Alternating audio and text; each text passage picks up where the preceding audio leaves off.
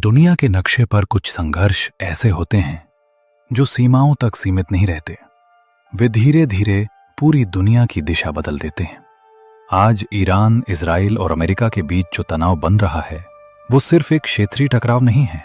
ये एक संकेत है कि दुनिया फिर से अस्थिरता के दौर में प्रवेश कर रही है। ये स्थिति अचानक नहीं बनी। सालों से ईरान के परमाणु कार्यक्रम, मध्य पूर्व में प्रभाव की लड़ाई और सुरक्षा को लेकर बढ़ता अविश्वास, इन सब ने मिलकर इस तनाव को जन्म दिया है। एक तरफ इजराइल को डर है कि ईरान परमाणु शक्ति बन सकता है, दूसरी तरफ ईरान मानता है कि उसके खिलाफ लगातार दबाव बनाया जा रहा है, और इनके बीच अमेरिका एक बड़ी शक्ति के रूप में इस पूरे समीकरण को प्रभावित करता है। धीरे धीरे ये तनाव खुली टकराव की स्थिति में बदलने लगा है।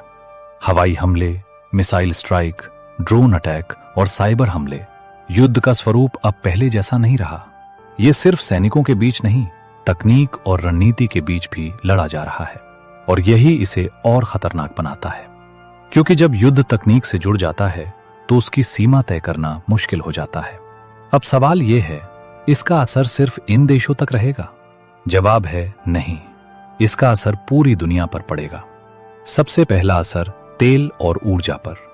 मध्य पूर्व दुनिया का सबसे बड़ा तेल स्रोत है।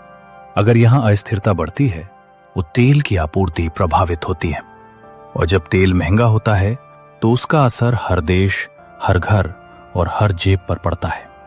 पेट्रोल महंगा, ट्रांसपोर्ट महंगा, खाना महंगा, और जीवन धीरे धीरे और कठिन होता चला जाता है। दूसरा असर अर्थव्यवस्था पर। जब दुनिया में अनिश्चितता बढ़ती है तो निवेश घटता है, कंपनियां जोखिम लेने से बचती हैं, नए प्रोजेक्ट रुक जाते हैं, और इसका सीधा असर नौकरियों पर पड़ता है। बेरोजगारी बढ़ सकती है, और जो लोग काम कर रहे हैं उनके लिए भी स्थिरता कम हो सकती है।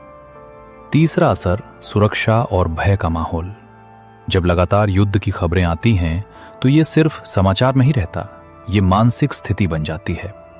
लोगों में डर बढ़ता है, भविष्य को लेकर चिंता बढ़ती है, और समाज में असुरक्षा का भाव फैलता है। चौथा असर वैश्विक संतुलन पर।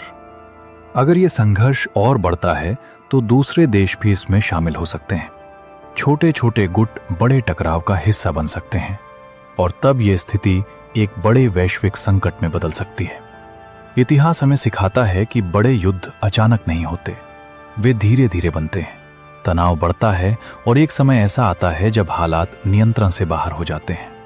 सबसे बड़ा खतरा यही है, क्योंकि जब दोनों पक्ष पीछे हटने को तैयार नहीं होते तो संघर्ष लंबा खिंचता है, और लंबा संघर्ष हमेशा सबसे ज्यादा नुकसान करता है आम लोगों को।